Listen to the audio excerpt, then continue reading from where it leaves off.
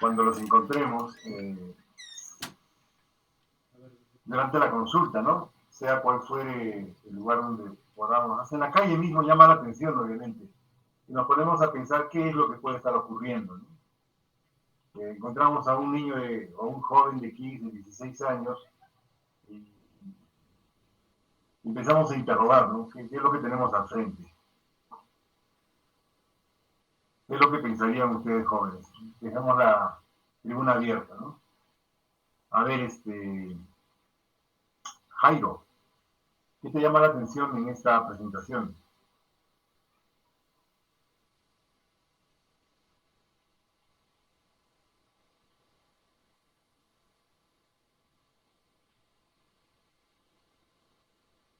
Hola, Jairo, ¿estás por ahí?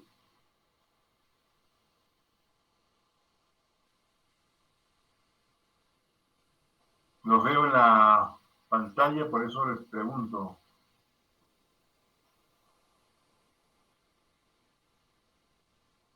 Hola, Jairo.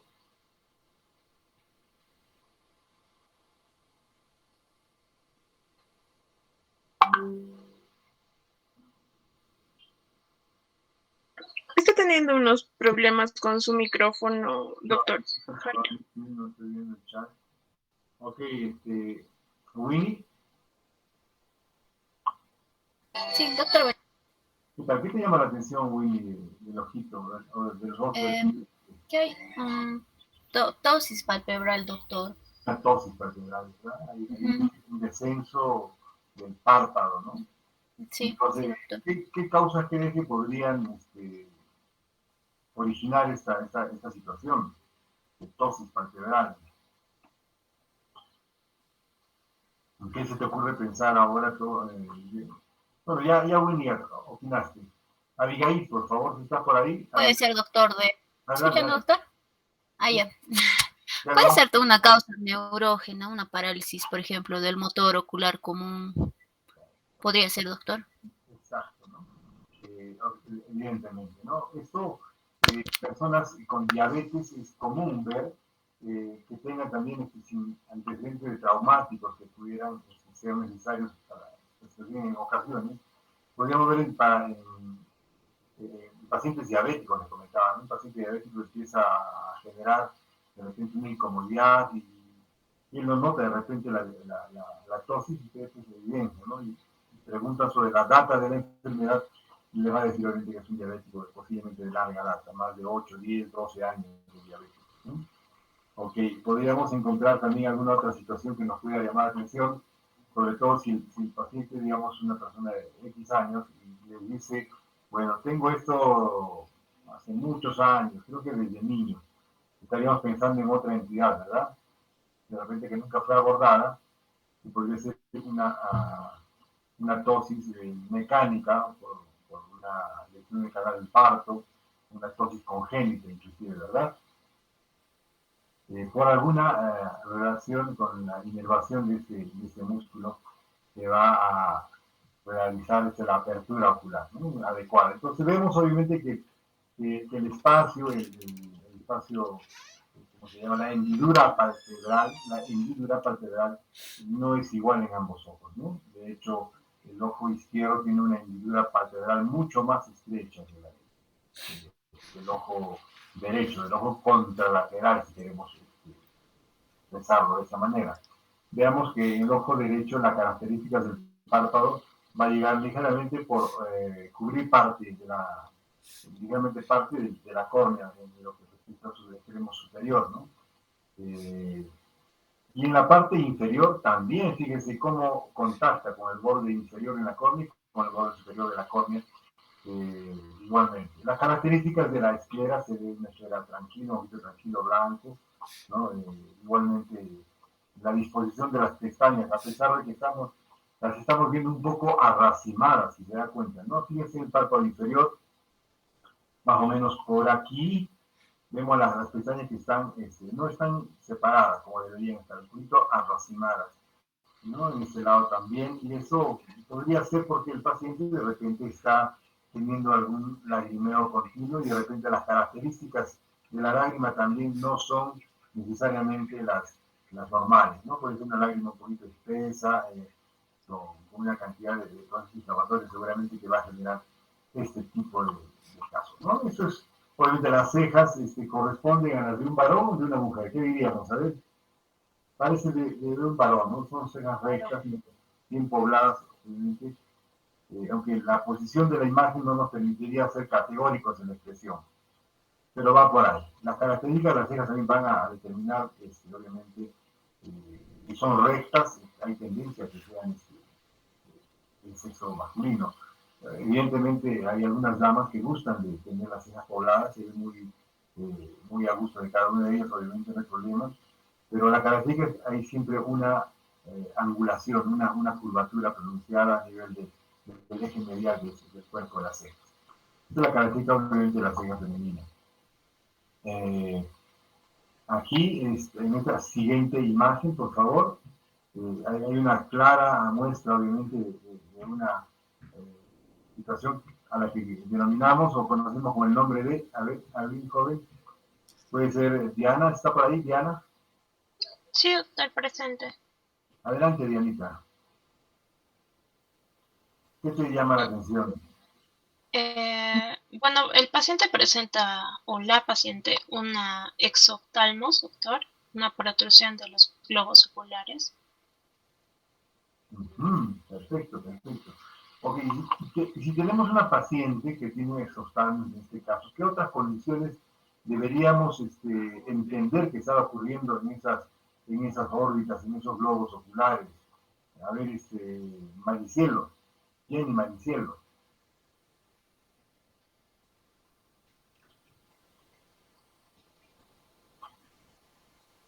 ¿Estamos, Jenny?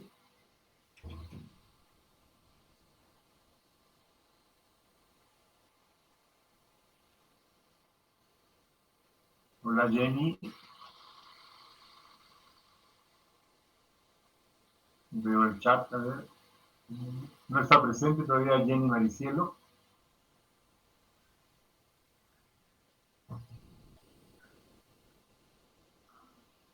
Ok, entonces, Dayana opinó, David, por favor, David Solarte, ¿qué opinas?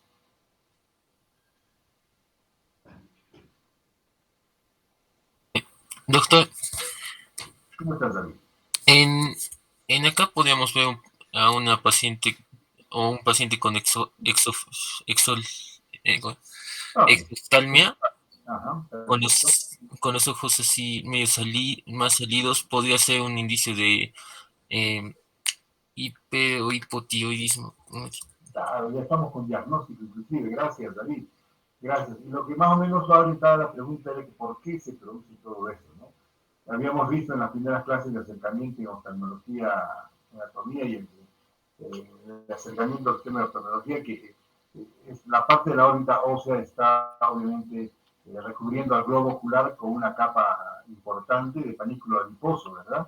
Que sirve de amortiguación y amortiguamiento y de dar mayor confort al globo ocular. Entonces, justamente en la orbitopatía tiroidea, lo que acontece es un incremento de la grasa periorbitaria junto al incremento de volumen de la inflamación de los músculos perioculares, ¿no? Hay un grupo de músculos que son preferentemente abordados por esta patología. Ya en su momento vamos a recordar esto, pero eso es lo que ocurre. Entonces, merced a esto, ese globo ocular va siendo desplazado por este efecto de masa, ¿no? Obviamente, esto también genera algo. ¿Qué otras cosas podrán variar en este globo ocular? A ver si algún voluntario, por favor, ¿qué consecuencias va a tener este paciente? A ver, producto de ese mecanismo de protrusión, de situación en la que el globo ocular se expone más al medio externo. ¿Podría aumentar la presión intraocular? Perfecto, es pertinente tu opinión, Diana, y gracias. Hay un incremento de la presión intraocular relativo, eso hay que medirlo, hay que empezar a tomar un basal de repente y ver, ¿no? Que esto sí podría estar generando un incremento de la presión intraocular. Perfecto. ¿Qué otra cosa más que puede llamar a la vista? A ver qué está pasando. Se queda, doctor, el globo ocular. Hay una sobreexposición atención, Willy, gracias, gracias. Evidentemente ese ojito está sobreexpuesto. Fíjense que la esclera inferior, la parte de la córnea, no llega a alcanzar a la izquierda, ¿no? Entonces, no es un extropio, ¿no? El párpado está completamente en posición, pero no llega a cubrir la parte inferior de la córnea, dejándola libre esta zona, ¿no? Entonces, posiblemente el paciente en la noche, cuando vaya a dormir, no va a poder ocluir completamente sus ojos, ¿no? No va a haber un cierre completo de los párpados, entonces va a haber un efecto de sequedad ocular, claro que sí. Entonces, estas dos cosas básicas hay que recordar cuando encontremos un paciente con estas características, obviamente. De la noche podemos recomendar algunas terapias adicionales que puedan promover, obviamente, la lubricación adecuada del ojito y evitar su resecamiento. Parece que en este caso están haciendo lo correcto, ¿no? Porque es un ojito evidentemente prostótico, exoftálmico, pero no se ve congestivo, no demasiado congestivo, ¿no? Simplemente son ojitos saltones. Correcto. Vamos por buen camino, jóvenes. Continuamos con la presentación. A ver, ¿qué nos llama la atención acá? ¿No? Es un paciente de ¿qué edad?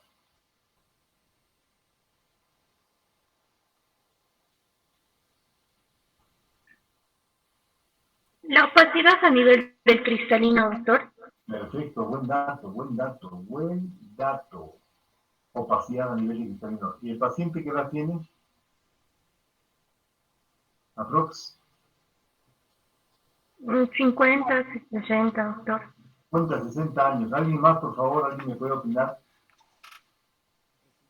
Pediátrico, Parece un menos de un paciente año. pediátrico. Creo que es un bebé. Pequeño, un niño. Claro, fíjense los Menor dedos, de 2 meses. fíjense los dedos del evaluador. 4 meses. Es un niño pequeño, evidentemente, y correspondería en todo caso la imagen de un paciente con... Acabamos de hablar de un diagnóstico hace unos segundos. Y completar ese diagnóstico sería hablar de... ¿Perdón?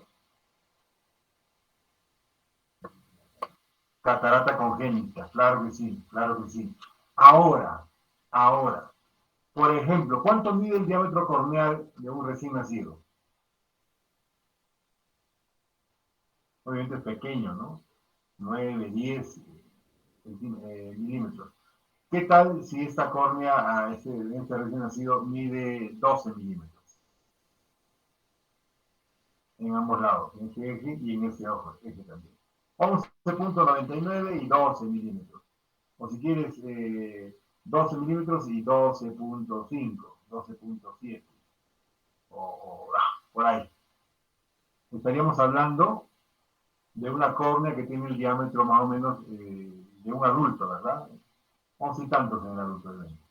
Estamos hablando que a esa edad, a los 4 meses, el niño tiene una córnea de diámetro similar al que les comento, y estaríamos hablando de... Adelante, por favor. A ver, Iván. Opacidad corneal, doctor. Congénita también. Sí, hay una opacidad corneal, evidentemente. Una degeneración corneal temprana, ¿no? Una alteración en el sistema de la córnea, sí. Pero lo que estoy queriendo es ir más allá, como que sepamos ya diagnosticar, o sea, una megalocornea de repente, no voy a hablar de un buxtalmo, me parece, pero sí va relacionado con el diagnóstico de glaucoma congénito, ¿no? El diámetro incrementado de las córneas, una megalocornea, está en relación justamente a esta patología, el glaucoma congénito, no lo olviden.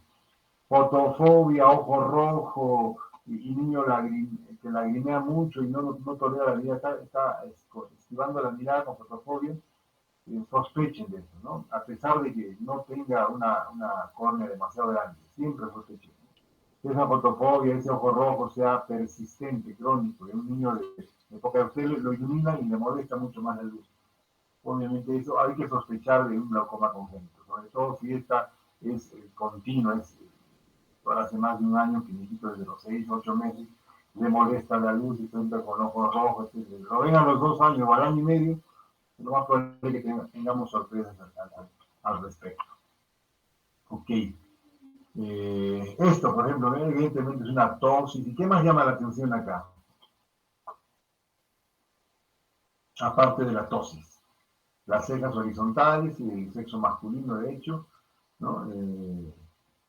Las características del ojo parecen normales en el ojo derecho, pero aparentemente hay un poco de vidriasis. ¿Qué encontramos en el izquierdo? ¿Qué nos llama la atención? Sequedad ocular, doctor. Puede ser una sequedad, pero algo más llamativo, a ver, en el izquierdo, aquí. Una hipertropía, doctor. Hipertropía. ¿Te refieres? Mire, fíjese, la córnea tiene un tamaño distinto, ¿no? El ojito está casi hundido, ¿no? Esto más o menos, esto llamamos enoftalmos, ¿no? Lo opuesto del exoftalmos, aquí es enoftalmos. Pero aquí es probable que este joven, este niño, haya tenido un traumatismo ocular en algún momento de su vida y no fue abordado oportunamente o no se hizo nada, ¿no? El ojito queda en ptisis bulbi, se va achicando, el diámetro anteroposterior del eje anteroposterior del ojito el ojito se vuelve una pasa, se seca y obviamente deja esta característica, una ptisis bulbi, ¿no? Entonces, ahora ya se ve muy poco el tratamiento cuando el ojito es irrecuperable, entre comillas, irrecuperable. Se puede haber intentado tratar de salvar bordes, qué sé yo. Se puede colocar hacer una evisceración y colocar un tutor interno para evitar que esto ocurra. Después el niño puede utilizar obviamente una prótesis. Son situaciones que pueden estar obviamente extremas, ¿no? El traumatismo ocular es demasiado severo. Okay. Eso. Aquí, por ejemplo, ¿qué nos llama la atención en esta imagen del niño, de la niña que está ahora, a continuación? ¿Qué nos llama la atención? ¿Estrabismo, doctor? Ya hay evidentemente una malposición, un estrabismo del tipo ET, ¿no es cierto? Hacia nasal. Si fuera este ojo extra. Pero ¿qué tal si el médico le está invitando al paciente que mire hacia la derecha? ¿No? Y el paciente está mirando a la derecha. Ahí cambia la situación, ¿no? Como no es dinámica la imagen, pero nos da oportunidad de poder pensar. Y si la presentación a priori fuera esa, hablamos de un estrabismo perfecto, completamente de acuerdo. Pero si el observador, el médico, el examinador le pide al paciente, mira hacia la derecha, este ojito sí se va hacia la derecha, ¿verdad? Hay una contracción del recto medial y una relajación del recto externo. Pero aquí supuestamente el recto externo no responde, ¿no? Estaríamos frente a una parálisis del motor ocular externo, ¿no? Sexto paracraneal. Claro que sí, el recto lateral. Y bueno, todas esas situaciones hay que ponerse a pensar. Obviamente, la forma de pensar de un oftalmólogo es obviamente mucho más distinta al respecto, pero cuando ustedes vean algo, traten de estar pensando, ¿no? ¿Qué es involucren eso, hagan ese ejercicio mental, asúmanlo, en la cabeza hay espacio para mucho más, ¿no? Pero al hacer la práctica, ustedes van a poder estar pensando en todas las cosas, ¿no?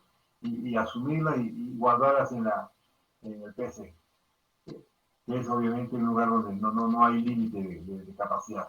Ni la computadora más completa del mundo equivale a un ápice del cerebro del ser humano. Así que sí, obviamente acá es lo opuesto, ¿verdad? El niño sí está moviendo el ojito hacia la izquierda, o podría ser también un estrabismo, un tipo de exotropia, ¿verdad?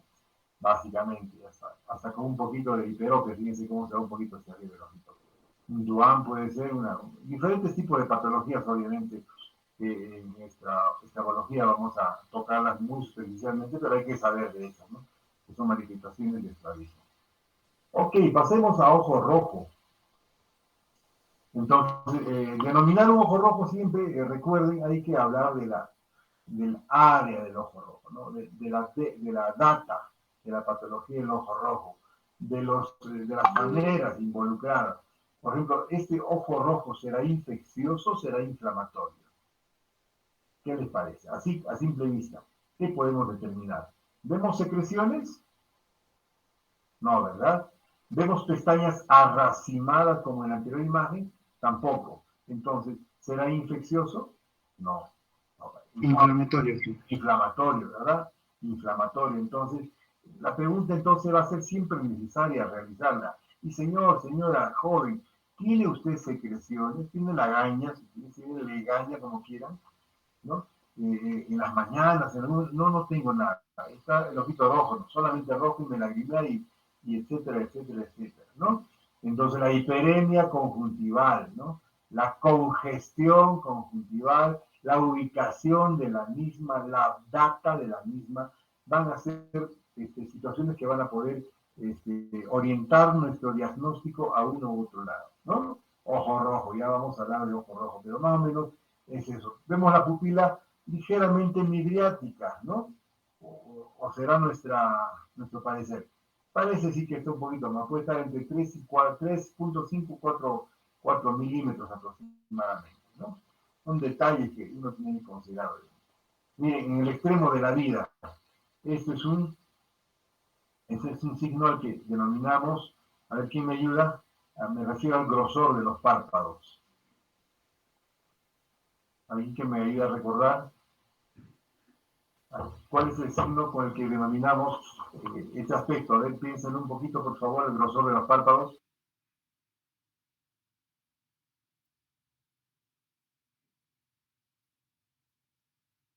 Ectropion, doctor.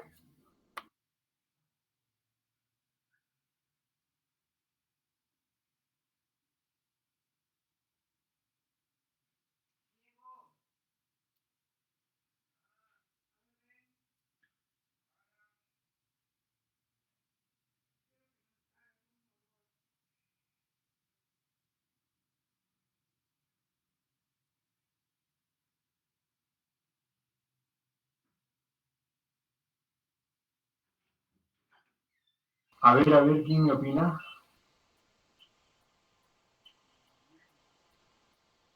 O perdón, no copié muy bien, ¿me puede repetir? Dermatocalasia, doctor. Hay un poquito de hematochalasis, evidentemente, Ectropio. pero me refiero al borde de los párpados, al borde de inserción de los párpados. Ectropion, doctor.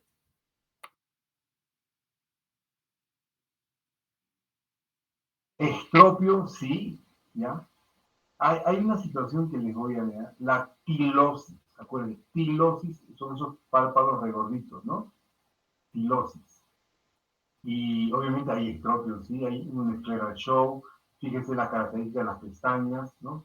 Esta es una tilosis con un estropión senil parece, ¿no? A ver, vayan imaginando, ¿qué otras cosas más pueden ver?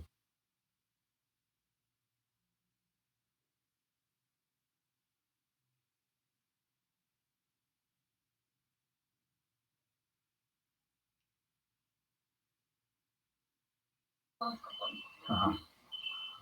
Bien, ¿vieron, jóvenes? Por favor, vean qué más. La esclera, doctor, está congestionada. Hay congestión, ¿qué más, jóvenes?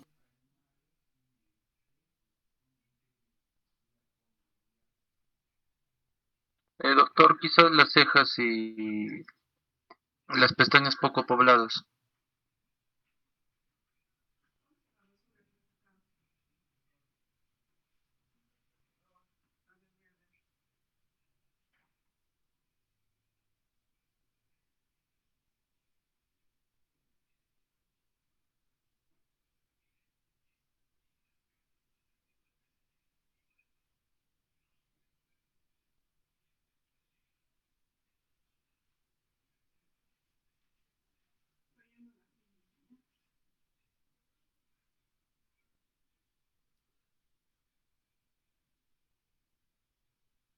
Obviamente es de esperar que un paciente a esa edad va a tener, obviamente, madarosis, ¿no? Caída de las pestañas, ¿no? Una madarosis, caída de pestañas, inclusive las cejas, ¿no? Hay una congestión, ¿no? Hay una congestión de los párpados. Fíjense, no solamente es un párpado caído, eh, con estrógeno senil, está congestionado, está no solamente inflamado y hinchado, está congestivo. Entonces, recuerde que en el espesor de los párpados, jóvenes, está un grupo de glándulas que se llaman las glándulas de meibomio. Meibomio, sí. Claro, las glándulas de meibomio tienen un importante rol en la formación de la película lagrimal, ¿recuerdan? ¿Aló?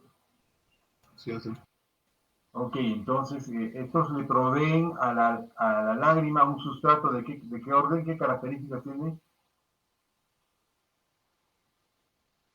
Grasa, ¿verdad? Grasa. Pero es una grasa bastante fluida, es casi líquido. Entonces recuerden que si nosotros tenemos una película lagrimal, digamos, imaginemos que este es no puedo dibujar aquí, un cubito de hielo de una lágrima, la dividimos en tres capas, ¿no? La capa superior va a tener los lípidos, la capa media va a tener la capa acuosa, obviamente, producida por las glándulas lagrimales, y la capa basal, la capa inferior, corresponde a un componente rico en mucina, ¿verdad? Un mucílago que va a ayudar o va a permitir que la capa de película lagrimal se adhiera a la superficie ocular.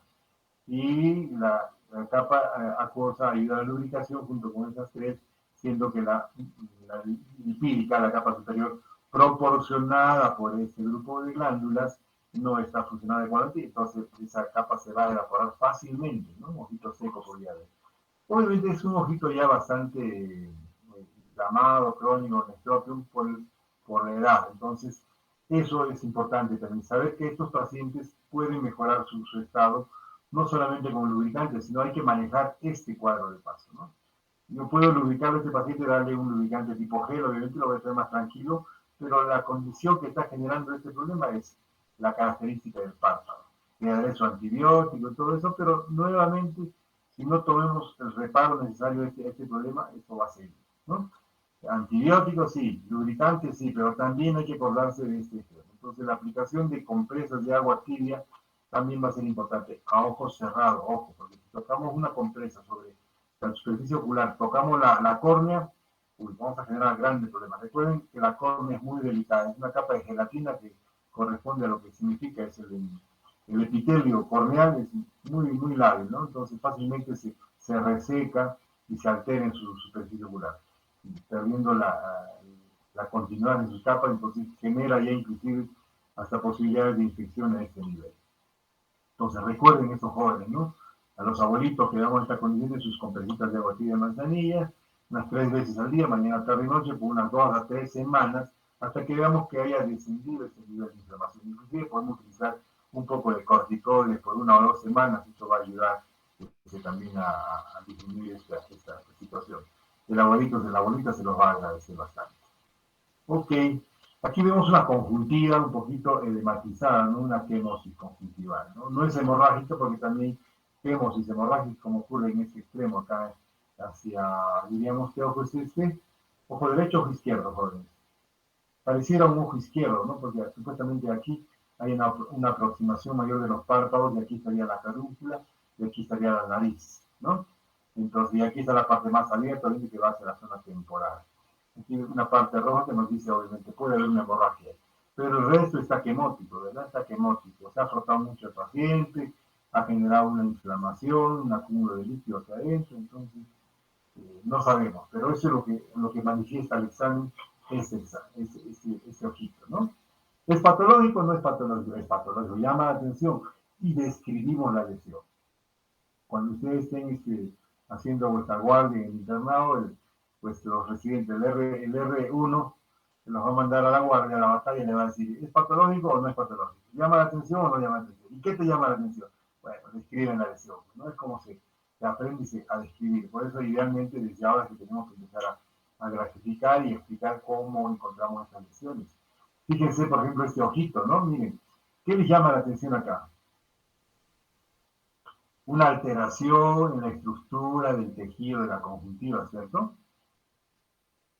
Esa ya es una conjuntiva epitelializada, el cambio de epitelio. Probablemente eso vamos a ver en el síndrome de Steven-Johnson. Yo he visto casos, muchos en realidad, Steven-Johnson completamente la conjuntiva está epitelializada, la córnea inclusive completamente con tejido, ¿no? De estas características. Obviamente eso es un ojo seco. Sin el afán de proteger el órgano de la visión, esto es lo que ocurre. Obviamente ameritan queratoprótesis, una serie de abordajes para manejar este cuadro tan incómodo, tan tan de mal pronóstico, diríamos, para la persona, ¿no? Otra cosa que es común ver en la emergencia es el ojito rojo, ¿no? La hemorragia subconjuntival, ¿no? Esto obviamente en gran medida corresponde a situaciones en donde el paciente ha estado expuesto a una hipertensión arterial, probablemente, a una hipertensión arterial. Eso genera el estallido de algunos vasos, unos microvasos, una microvasculatura, que es evidente en el ojo, obviamente. Y esto no solamente ocurre en el ojo, esto ocurre en muchas partes del organismo. Lo que sí es evidente en el ojo porque llama la atención, obviamente, por eso a los oftalmólogos nos preocupa, pero desde otro punto de vista, ¿ves? Sobre todo que el paciente esté controlando el tema de hipertensión arterial, ¿sí? Tomando su medicación, la gente ha tenido un trauma leve, un susto, un pico hipertensivo ha podido generar esta hemorragia, ¿no? Bueno, en otro extremo serían pacientes que están anticoagulados, toman aspirina, toman warfarina, o tienen una discrasia de coagulación. Así que por ahí iría el tema a considerar. ¿Alguien podría hablar algo al respecto, por favor? Me refiero a las imágenes que tenemos en el contexto. ¿Es un pterígio, doctor? Perfecto, una proliferación fibroelástica de la conjuntiva sobre la córnea. Es un pterígio, correctamente. En este caso vemos que el pterígio llega a cubrir casi el eje visual, ¿no es cierto? Es un pterígio de cuarto grado. En este caso, aquí tenemos, mira, yo diría que podría parecer una pingüécula, pero me parece que no. A mí me parece que es un paciente que fue operado, posoperado de pterígio, hay que recordar esto, posoperado de pterígio de repente 1, 2, 3 veces, al que después de la recidiva la han vuelto a operar, ¿no? Y esta me parece que es la secuela de un Dellen escleral, ¿no? Una secuela, es un Dellen escleral, porque hay una alteración en la coloración de la esclera, ¿no? Cambia de color acá. Entonces, supuestamente, posiblemente habrá sido un paciente que hubiera sido operado de pterígio en algún momento. Hace años se colocaba beta terapia, ¿no? La betaterapia hoy en día se ven pacientes obviamente operados hace 20, 25 años atrás, 30 años inclusive, y se ven pacientes con unas características especiales que son el adelgazamiento de la esclera. La betaterapia produce adelgazamiento de esclera. El uso de mitomicina, que es un antimitótico también que se usa en oncología, a efectos de evitar que vuelva a crecer la carnosidad, se colocaban estos elementos. Todavía algunos siguen utilizando, obviamente,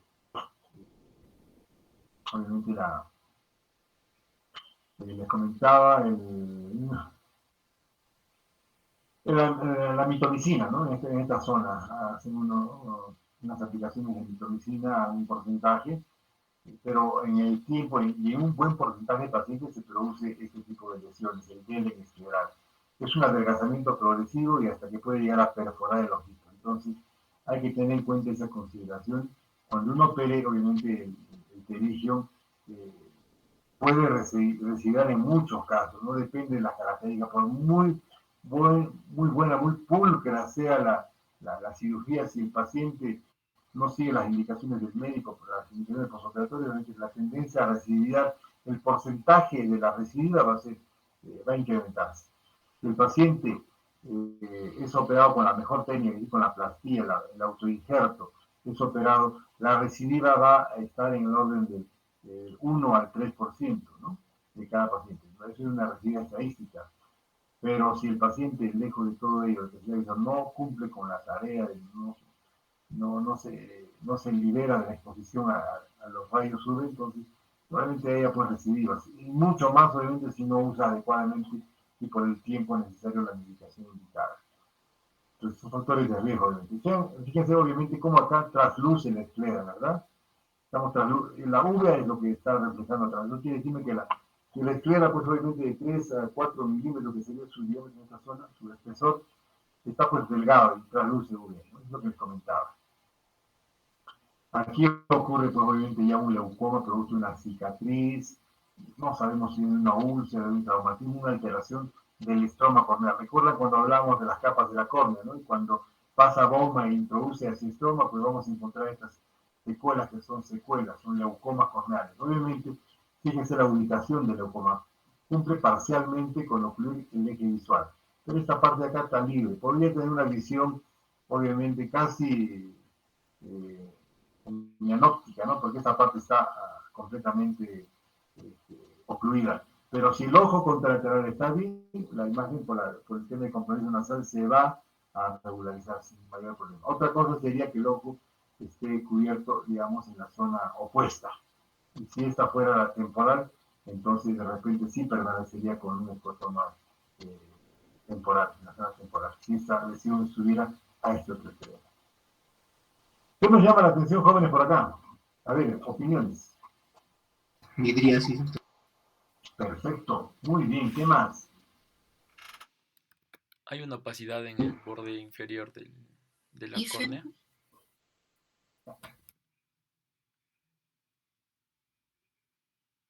Conjuntivas, hiperémicas, congestivas. Perfecto, conjuntivas hiperémicas, opacidad en la parte inferior. ¿Y a qué corresponde esa opacidad? Hay un nivel líquido también, doctor. Perdón, repite, Iván. Hay un nivel líquido, creo, en la parte inferior. Claro, hay un nivel líquido que corresponde a un hipopión. Hipopión es un signo de mucha inflamación o inclusive de una endoftalmitis, una infección, no la presencia de células blancas en cámara anterior. Generalmente, con estas características de ojito rojo, corresponde a una endoftalmitis y eso corresponde a una infección, ¿no? No estamos hablando de la causa de la gente que lo, pero obviamente corresponde a una endoftalmitis. Se va a llevar a cabo en adelante seguramente desarrollar el tema más concreto, pero esa es una emergencia ocular, riesgo de la salud visual de esos tipos, ¿no? Ok, hay midriasis, hay congestión periocular, seguramente habrá dolor, fotofobia, disminución de la agudeza visual, pero lo que tenemos adelante, esta imagen corresponde ¿no? a un nivel de hipopio, nivel de hipopio. Si hubiera sangre, ¿qué nombre tendría? Ifema. Ifema. Gracias, muchas gracias. Gracias. Continuamos con la presentación. Ok, este es un ojito obviamente traumatizado. Hay una midriasis, obviamente, si fuera el caso. O de repente hay una ruptura del esfínter también, y eso podría quedar permanente. Pero es una midriasis, ¿no? Podría ser farmacológica, ¿no? Si fuera farmacológica veríamos que el ojito no está completamente midriático, es una midriasis incompleta, ¿no? Por fuera, debe estar en cuántos milímetros, unos 6 a 7 milímetros más o menos del diámetro de la córnea, es lo que mide la midriasis. Para una cirugía de catarata idealmente debería haber una midriasis hasta este extremo, ¿no? Unos 8 milímetros. Eso es una midriasis, ¿no? Y aquí que nos llama la atención, una protrusión de la córnea. Iría en relación a queratocono, ¿no? El signo de Munson, ¿no? Obviamente. Cuando el paciente mira hacia abajo y hay una elevación del párpado inferior en esta zona que corresponde a esta parte, nos hablamos de signo de Munson. Pero acá evidentemente sí es claro la presencia de un queratocono, ¿no? Gracias. Y miren acá un adelgazamiento escleral, ¿no? Paciente seguramente con un síndrome de ojo seco, crónico, que no lubrica muy bien, y todos los tejidos empiezan a adelgazarse, ¿no? Así como la esclera en este caso, ¿no? Es un queratocono, una queratomalacia, la que estamos viendo en este momento. Unas membranas ciclíticas en las uveitis crónicas, en las uveitis agudas también, se puede presentar siempre con una hiperemia conjuntival, una alteración de la transparencia de la córnea, posible que esta podría ser una cicatriz producto de un trauma, ¿no? Eso es discutible, ¿no? Hay una tendencia en todo caso a una sinequia anterior. Recuerden que las sinequias posteriores son aquellas que se logran, que se ubican en el diámetro de la córnea pegadas hacia la superficie anterior del cristalino que está subyacente a ese borde, ¿verdad? Entonces, este es la fibrina, obviamente, que se está formando y empieza a flotar, podría llegar a desprenderse y tocar el endotelio. En ese caso se convierte ya en una sinequia anterior. Sinequia posterior hacia el iris.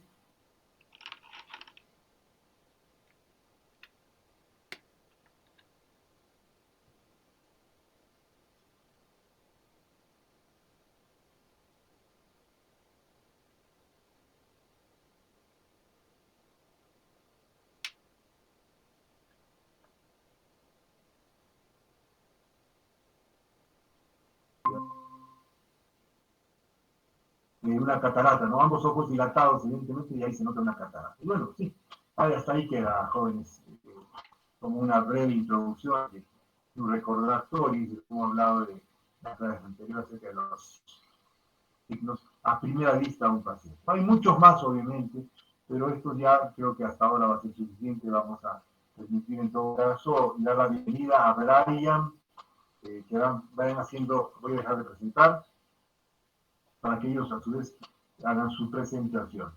Gaby también y Camilo hoy día creo que nos presentan el tema de semiología. ¿Están listos, jóvenes?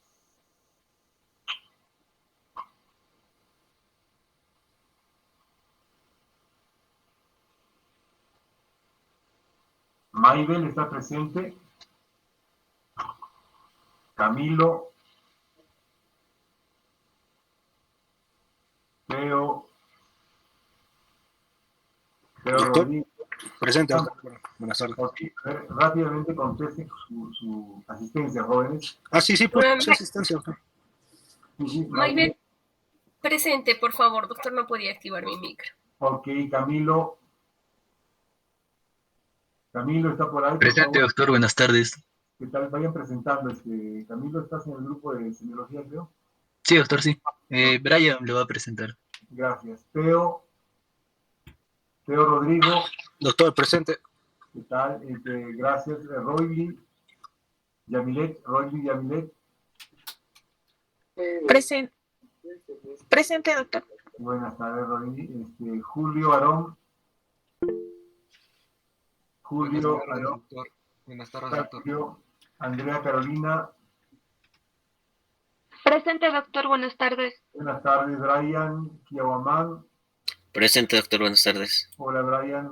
Maybel Mamani. Presente, doctor. Presente, doctor, buenas tardes. Maybel. Jairo. Presente, doctor, buenas tardes.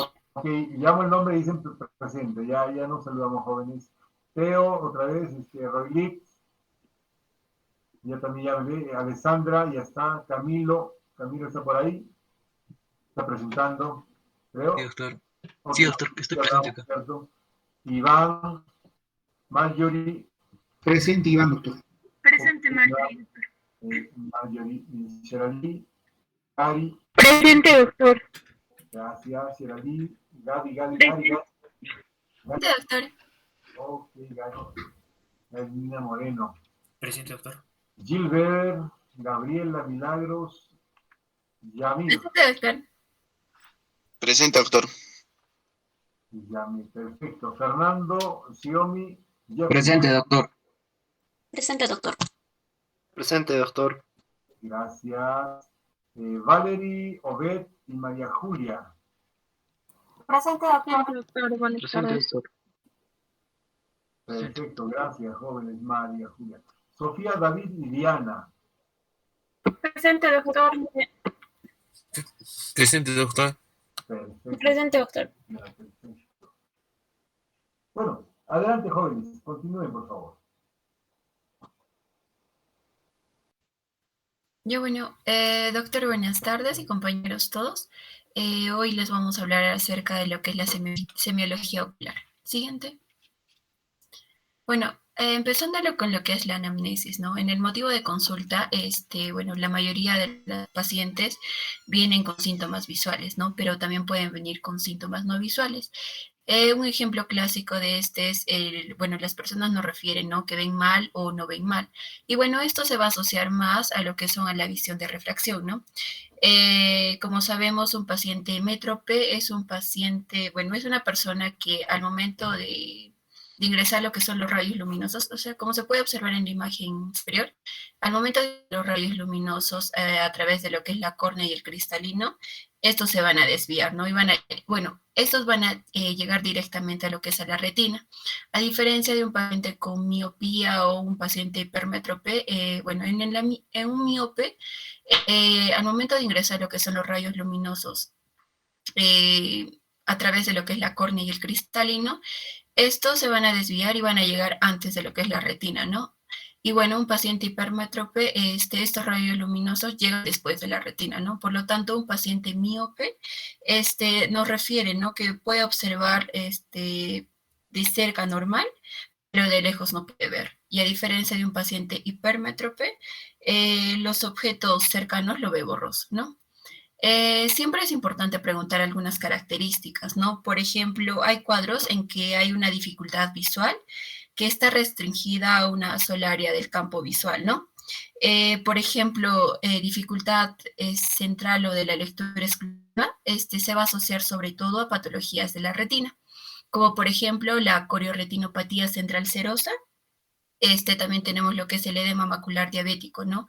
Que esto se va a dar en pacientes diabéticos y bueno, es uno de los casos más severos. También tenemos lo que es la degeneración macular asociada a la edad, ¿no? Esta degeneración macular asociada a la edad, cuando se va a asociar a la pérdida de la agudeza visual central, también se va a asociar, ¿no? A lo que es un signo, que son las metamorfopsias, ¿no? Que esta distorsión de las imágenes, básicamente las personas lo van a percibir, las ondulaciones que normalmente se deberían de ver líneas rectas, ¿no? Otro signo que tenemos también es la antenopía, ¿no? Que esto engloba los signos, bueno, los síntomas de cansancio, fatiga visual, ¿no? Esto se va a asociar sobre todo, es frecuente, ¿no? Que se asocia a lo que es una visión de refracción, pero también puede aparecer en un síndrome de ojo seco, ¿no? Sobre todo este síndrome de ojo seco se va a presentar en adultos, que se puede acompañar con lo que es un epífora, ardor, ¿no? Básicamente esto es por el lagrimeo reflejo de lo que es la sequedad de la superficie ocular. También tenemos lo que es la insuficiencia de la convergencia, ¿no? En acá lo que es la visión de los ojos van a converger básicamente detrás, ¿no? Y bueno, van a referir los pacientes que ven borroso, ¿no? Y bueno, esto se va a asociar sobre todo a actividades para la visión de cerca, ¿no? Y bueno, estos síntomas se van a presentar frecuentemente en las tardes. Siguiente. Bueno, otro síntoma que puedan presentar es el dolor ocular, ¿no? Básicamente en el dolor ocular tenemos que preguntar cómo inicia, si tiene síntomas asociados y, bueno, algunas características, ¿no? Por ejemplo, un dolor que, bueno, se puede asociar a una sensación de cuerpo extraño y que tiene inicio súbito, sobre todo en personas que tienen actividades con el uso del esmeril, ¿no? El esmeril es lo que es la ilustradora. Por ejemplo, otro es el dolor unilateral, ¿no? Que tiene un inicio brusco. En aquí lo que tenemos que hacer en el examen físico es observar lo que es la motilidad pupilar, ¿no? Si esta está fija, básicamente se puede asociar a lo que es el glaucoma agudo, ¿no? Que este glaucoma agudo se va a asociar sobre todo a lo que es el dolor, ¿no? A diferencia de lo que es el glaucoma de ángulo estrecho, que es raro que presente este dolor. Otro dolor característico, por ejemplo, de la escleritis, ¿no? Que es un dolor que va a presentar en las noches, que es un dolor persistente y que se puede irradiar a lo que es alrededor del ojo, ¿no? Periocular. ¿Alguien me podría decir, en la uveitis anterior, qué signos podríamos encontrar? Como ya lo hablamos con el doctor. ¿Algunos signos que recuerden?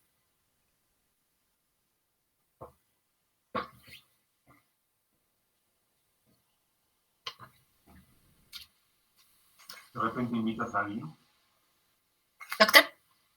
repente invito a salir y si me tienes que A llevar. ver, Sensibilidad de la luz, dolor, visión borrosa. ¿pero qué signos podríamos encontrar en esta imagen? Por ejemplo, esta parte blanquecina que se puede observar. ¿Alguien recuerda? Ah, hiperemia también, sí.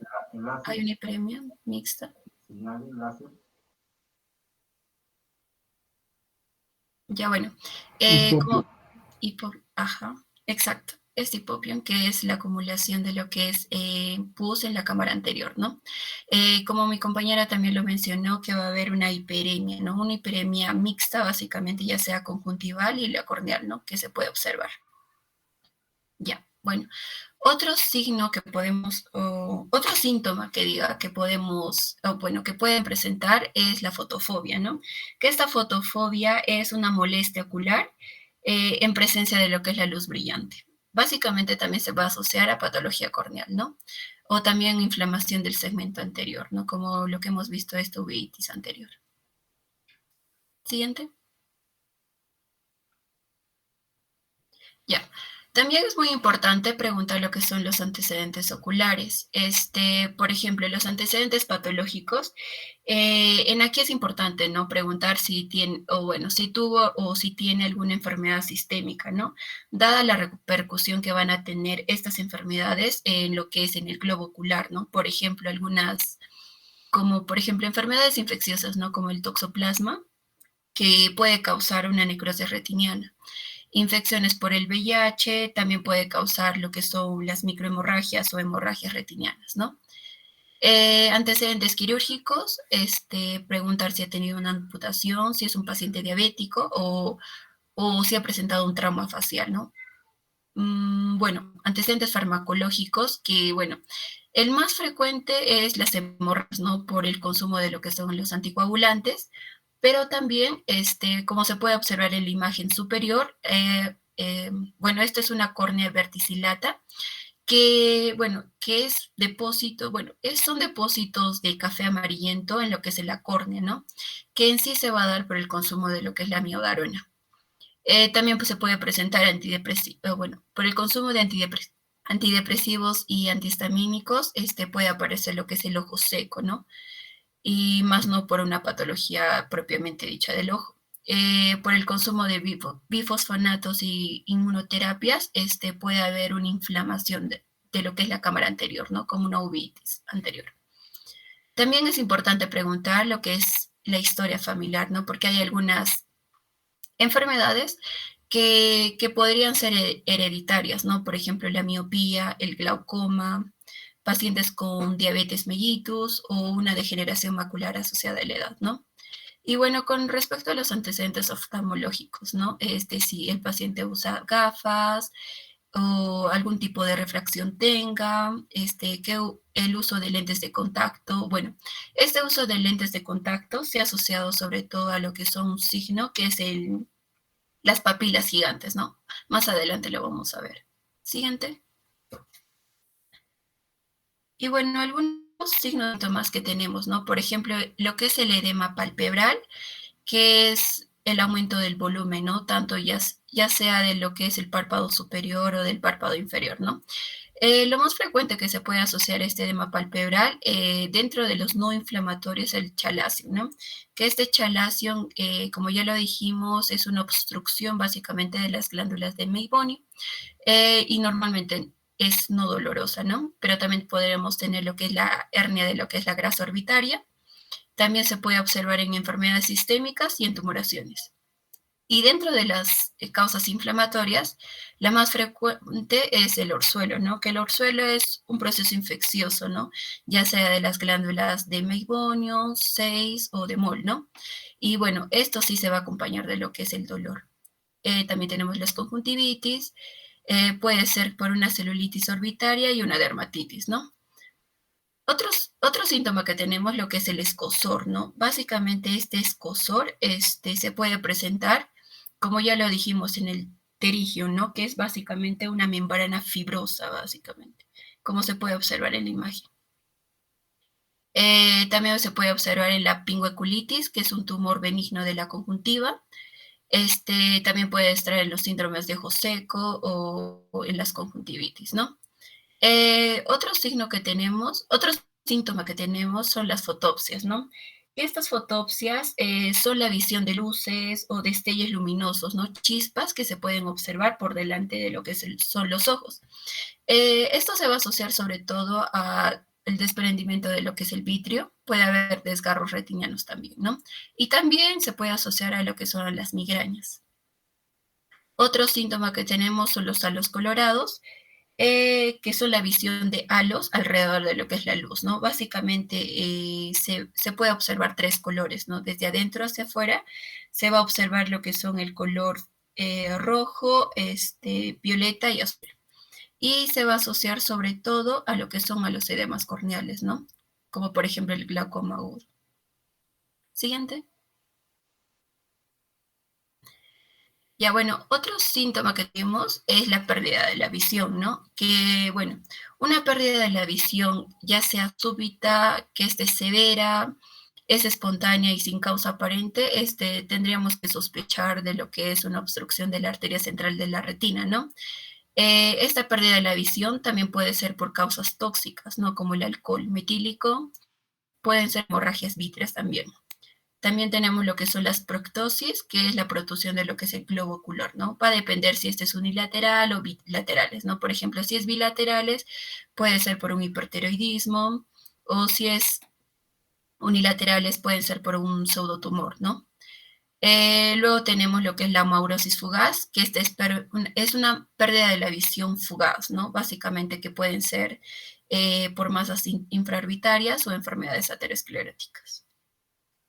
El lagrimeo, el lagrimeo es una emisión de las lágrimas de forma constante y persistente, ¿no? Que sobre todo en los niños, en los niños se puede asociar a la presencia de un cuerpo extraño, ¿no? O una obstrucción de lo que es el conducto lacrimonasal.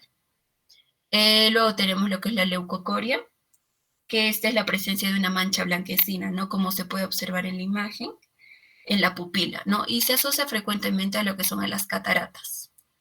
Y finalmente tenemos lo que son las miodesopsias, ¿no? Estas miodesopsias, que son las visiones de manchas, ¿no? El paciente refiere que ve moscas volando, ¿no? Básicamente cuando estas miodesopsias son transitorias, se puede asociar a lo que es la migraña. Y a diferencia de que estas miodesopsias sean permanentes, puede ser por un desprendimiento posterior del vitrio, ¿no? Un desprendimiento de la membrana hialoidea. Siguiente. También tenemos lo que es la ptosis palpebral, ¿no? Que esta es la caída de lo que es el párpado superior con una estrechez básicamente de lo que es la hendidura palpebral, ¿no? Que estos pueden ser, o sea, si se presenta, por ejemplo, en niños, o sea, desde la edad infantil, puede ser por una ptosis congénita, ¿no? Y a diferencia de en las personas adultas, puede ser post-trauma, ¿no? El ifema, como ya lo dijimos, es la presencia de sangre en la cavidad anterior, ¿no? Que se va a asociar también a traumatismos, ¿no? Pero en pacientes diabéticos, esto se puede asociar a lo que es la neovascularización del iris. Tenemos lo que es el hipopion, que es la presencia de pus en la cámara anterior, ¿no? Como se puede observar en la imagen. Y sobre todo es frecuente que se asocie a las úlceras corneales, ¿no? Y también a la formación de lo que es de la cámara anterior, ¿no? Como la iridocyclitis. Y bueno, las papilas gigantes, que estos se van a presentar en lo que es en la conjuntiva tarsal superior, se van a presentar como elevaciones poligonales, blanquecinas, y que tienen un aspecto rugoso, ¿no? Y sobre todo se va a asociar a personas que tienen lentes de contacto, ¿no? Siguiente.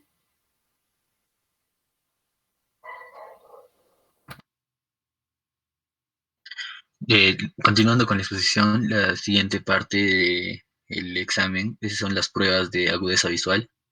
Para ello se va a usar tablas convencionales de visión lejana. Estas idealmente tienen que estar a una distancia de 6 metros del paciente, ¿no? O lo que equivale a 20 pies. Por ello la escala de Snellen va a tener el 20.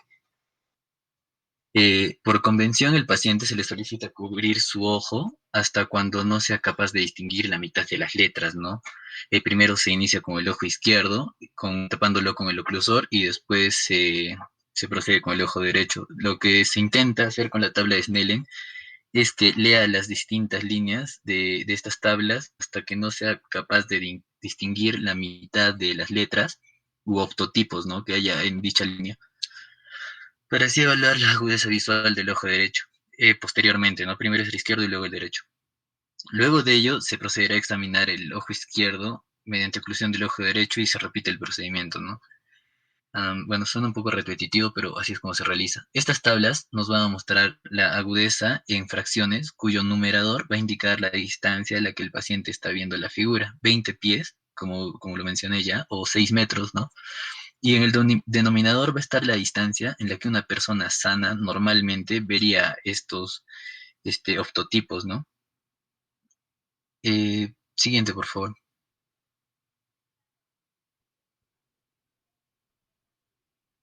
Tenemos diferentes cartillas. En la primera, que podemos observar que tiene la E, F, P y demás, es la clásica tabla de Snellen. Es una cartilla preestablecida que es usada para la toma de la visión y requiere que el paciente sea alfabeta, lo cual puede dificultar su uso en poblaciones de bajo nivel de escolaridad. Y como podemos ver en la parte izquierda, ahí está la medición, ¿no?, del 20 sobre 200 al primero y así. Una alternativa a esto es la cartilla numérica, que usa los números para evaluar la agudeza visual. Es básicamente lo mismo, solo que se usan números. Este está indicado en pacientes analfabetas que sí logran identificar números. En caso que ninguna de las sea factible, existe la cartilla de la E iletrada y los anillos de Landolt, que va a ser recomendado para uso en pacientes analfabetas que no reconozcan números tampoco, o en niños menores de 3 años, ¿no? Se debe indicar, perdón, hacia qué dirección se encuentra la apertura del círculo en el caso de los anillos de Landolt, y en todo caso las barras en caso de la E iletrada. Acá observamos el de la E iletrada. Y siguiente, por favor. Esos son los anillos de Landolt. Siguiente. Existe otras alternativas también, como la cartilla de octotipos infantiles, que es la tabla de Allen. En estas tablas van a existir diferentes octotipos, que se le dice así, ¿no?, estas imágenes, representaciones gráficas, que son diseñadas especialmente para la visión en infantes. Se le llama tabla de Allen. Bueno, para esto existe la limitación, ¿no?, de que el infante tiene que reconocer previamente estas figuras.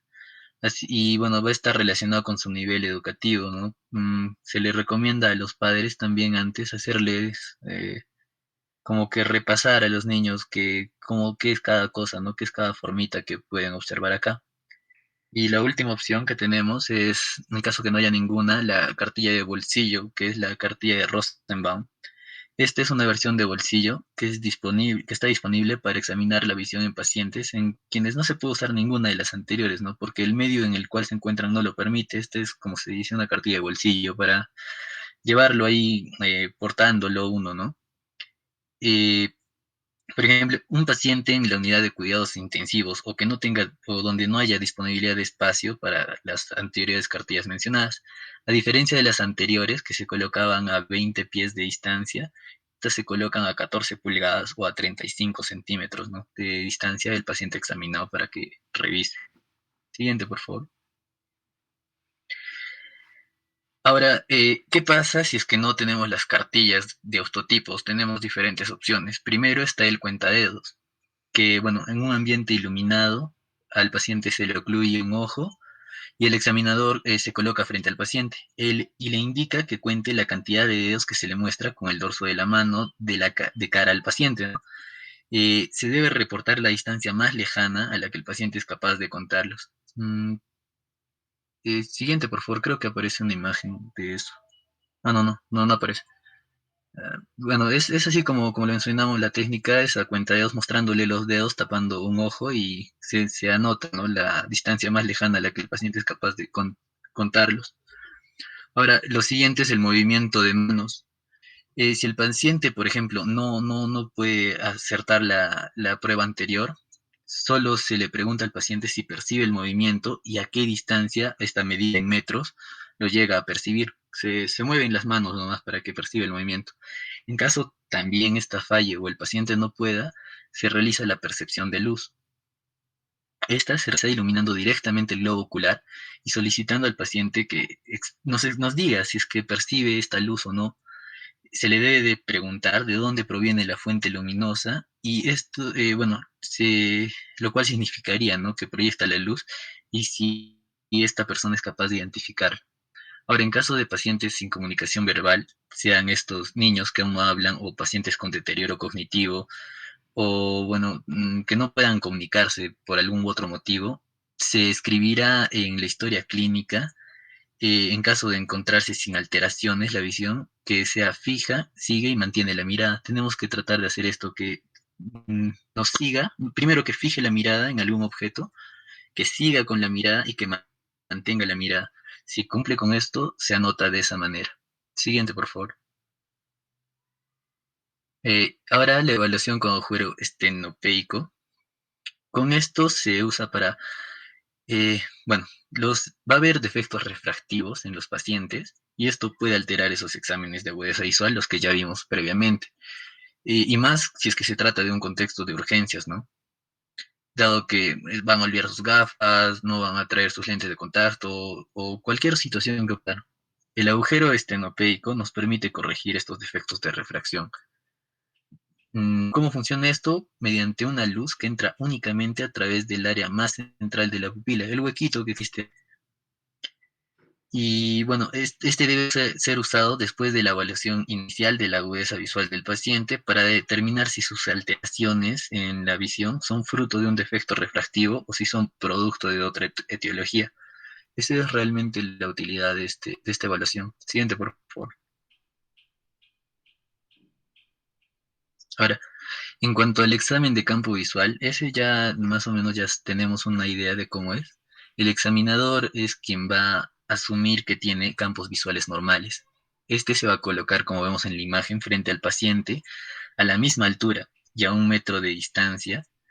El examinador va a ocluir primero su ojo izquierdo y el paciente va a ocluir el ojo derecho, tal cual como se ve en la imagen. Se va a usar un objeto pequeño, en este caso está usando su dedo para que lo siga, o el mismo dedo, ¿no? Y el examinador tiene que mover la mano en diferentes lugares para que distinga los campos visuales, ¿no? Lo acerca hasta que sea percibido por el paciente. Este procedimiento se realiza tratando de analizar los 360 grados del campo visual. Mediante este método se compara la capacidad de percibir, un objeto a la periferia del examinador en relación al paciente. Por ello es que se considera, se asume que el examinador tiene los campos visuales normales. Después de realizar esto, obviamente se hace lo contrario, ¿no? El examinador tapa su ojo derecho y el paciente tapa su ojo izquierdo. Siguiente, por favor. Alineación ocular y movimientos oculares. Acá se evalúa el reflejo de Hirschberg. ¿Esto qué nos va a permitir? Nos va a permitir la evaluación de la alineación ocular para determinar si existen exotropías o endotropías. ¿Esto qué son? Ojos desviados. Más adelante vamos a ver unos ejemplos con imágenes. Se va a solicitar al paciente que mire directamente una linterna posicionada a 2 pies o 66 centímetros frente a sus ojos. Este va a reflejar en la pupila, ¿no?, un puntito. Si los ojos están derechos, este reflejo se va a localizar en el centro de cada una de las pupilas.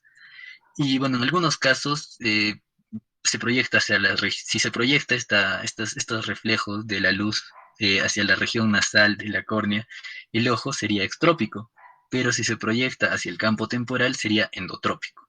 Ahora, cuando el reflejo es centrado, se le va a denominar ortoforia. Esto es lo normal, que sea centrado. Siguiente, por favor. Justo como en esta imagen, el reflejo de Hirschberg, que es la ortoforia, que el reflejo de la luz, como verán en las pupilas, está centrado, no está dirigido hacia un lado o hacia otro. Siguiente, por favor.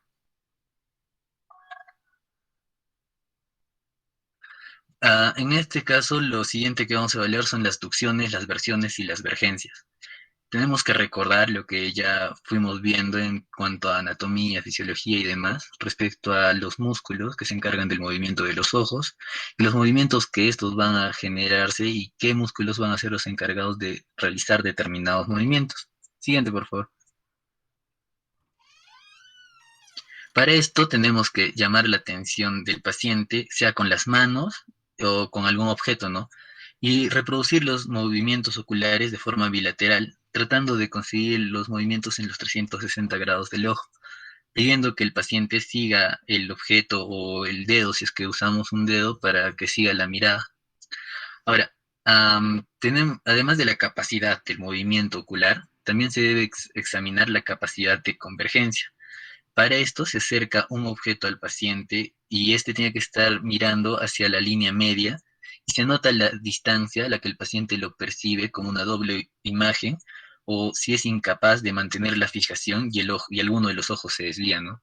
Esa es la evaluación de la convergencia. Siguiente, por favor. Acá podemos ver diferentes versiones, las versiones que pueden suceder, la dextrosupraversión, la supraversión, la levosupraversión, etcétera, etcétera.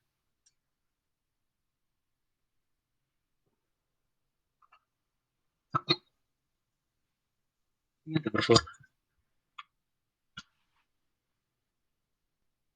Este es el examen de convergencia, como lo mencionamos, se tiene que acercar el objeto o el dedo, ¿no? En este caso, hacia la línea media y se anota la distancia a la que el paciente va a percibirlo como doble, o en todo caso, si no puede mantener la visión fija, la fijación de la vista, o si es que alguno de los ojos se desvía.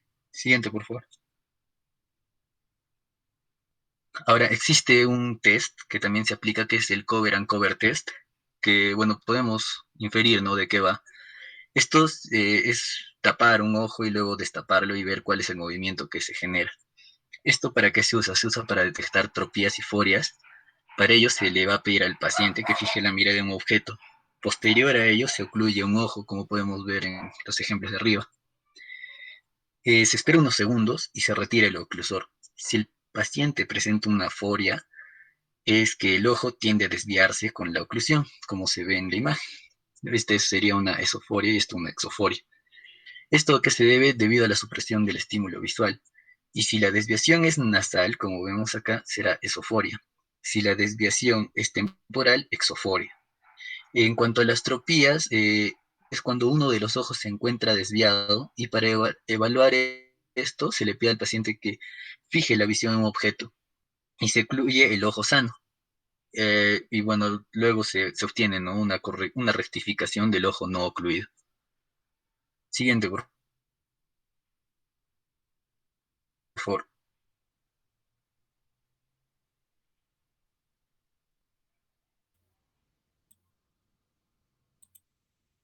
Bueno, continuando con la exposición, vamos a hablar sobre la configuración externa del ojo, para lo cual el examinador tiene que estar sentado fijamente al paciente a la altura de los ojos y observados detalladamente, ¿no?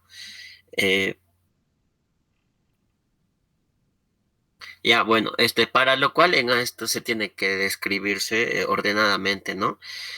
Para lo cual primero vamos a observar los párpados, tanto el párpado superior como el párpado inferior, para ver algún tipo de alteración, ya sea en el superior como la ptosis palpebral o en el superior inferior como el chalacio y otros, ¿no? Se va a observarse también el canto interno del ojo, o la carúncula, las pestañas, el limbo esclerocorneal, que se puede observarse acá, la pupila, que es de diámetro de 3 milímetros, y detallarlo, ¿no?, si están mióticas o midriáticas, el iris y la esclerótica y el canto externo también. Bueno, en cuanto a los párpados, estos van a formar parte de los anejos oculares y sus funciones principales son las de protección del globo ocular, de agentes externos y el mantenimiento de la película lagrimal, ¿no?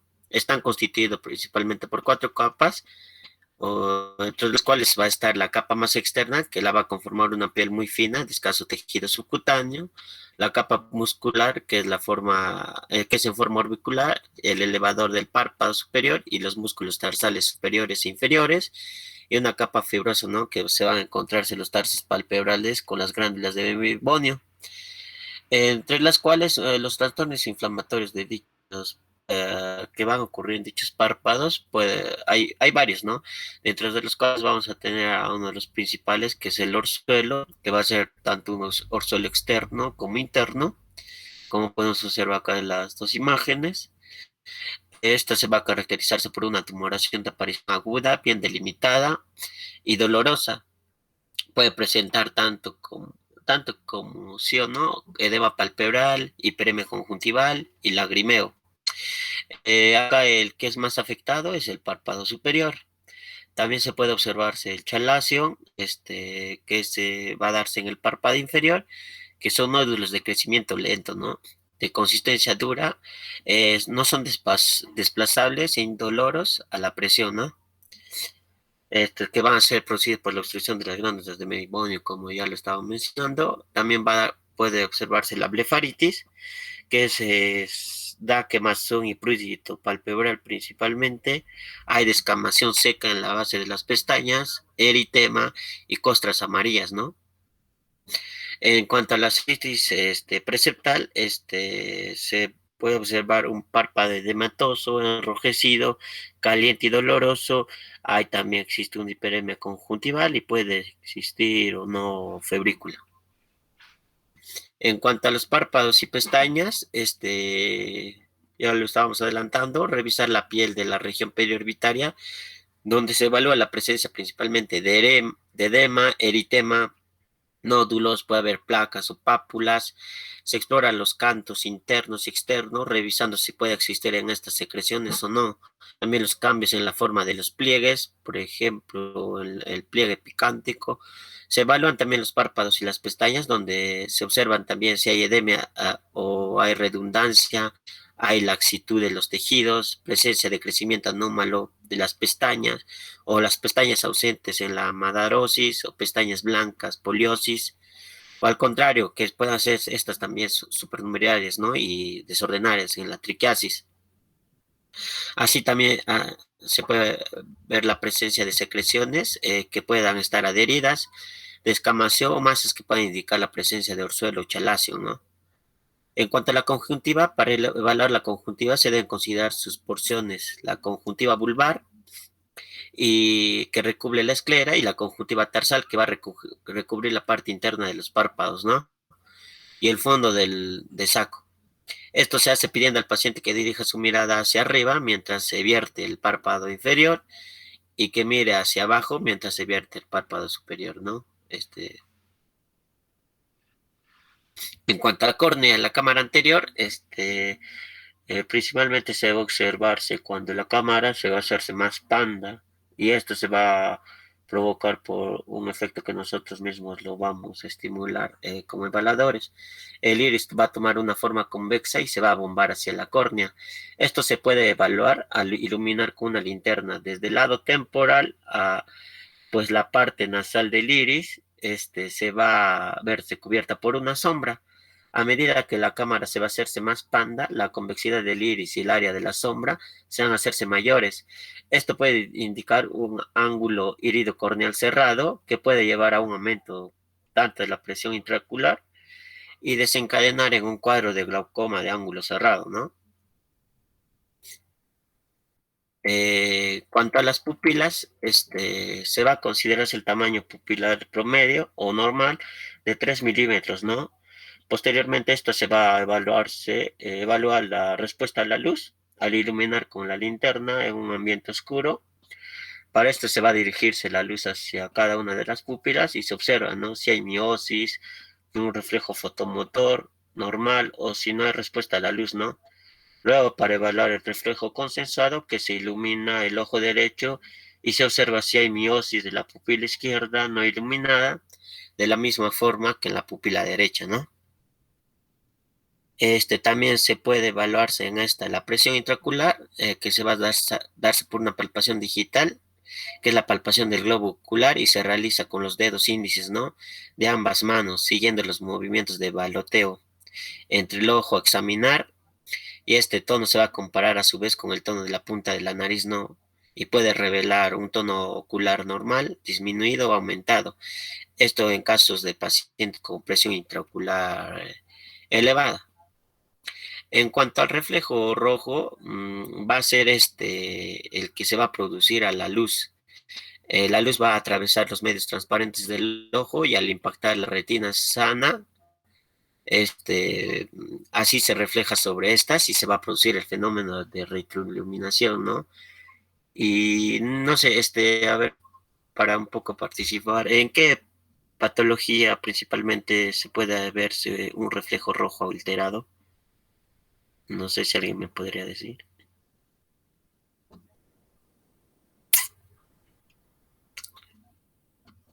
Bueno, creo que no. Bueno, como le estaba diciendo, que el reflejo rojo va a atravesar los medios transparentes del ojo y va a impactar a la retina, la principal entidad que va a bloquear este paso de la luz va a ser las cataratas, ¿no? Como ya le estaba diciendo, la presencia de cualquier factor que impida el paso a la luz a través de los medios ópticos del ojo se traducirá en una alteración de este reflejo. Entre las principales etiologías se presenta el reflejo rojo alterado. Encontramos los cuerpos extraños, la película lagrimal, opacidades corneales, alteraciones pupilares que bloquean el paso de la luz, ¿no? Y también las cataratas, opacidades vítreas y alteraciones retinianas. Para la exploración de este reflejo rojo es necesario que el examinador mantenga el oftalmoscopio cerca de su ojo y que a su vez se vaya ajustando el disco de los lentes de este oftalmoscopio a 0 dioptrias. El examen debe ser realizado con los ojos del paciente en posición primaria, que es decir, en una posición a la altura del ojo del examinador. Idealmente el examinador debe estar ubicado, ya bueno, estoy repitiendo eso, en un lugar oscuro y a la luz del oftalmoscopio debe de enfocar ambos ojos simultáneamente a una distancia aproximadamente de 35 a 40 centímetros.